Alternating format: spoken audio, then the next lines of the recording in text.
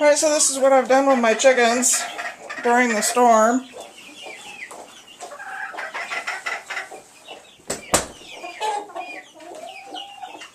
We've taken advantage of my puppy room. Here are my young ones.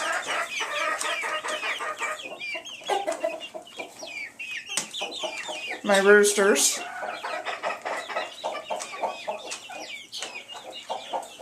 And this is everybody else.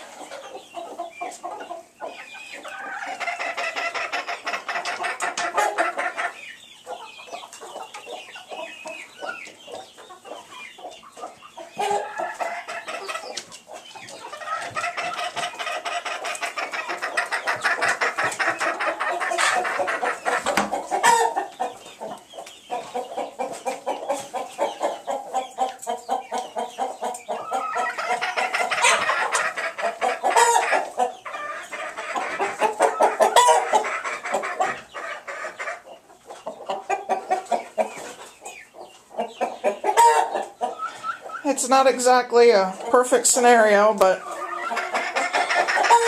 it's the best that I could do for them during the hurricane. I wanted to get them out of the weather.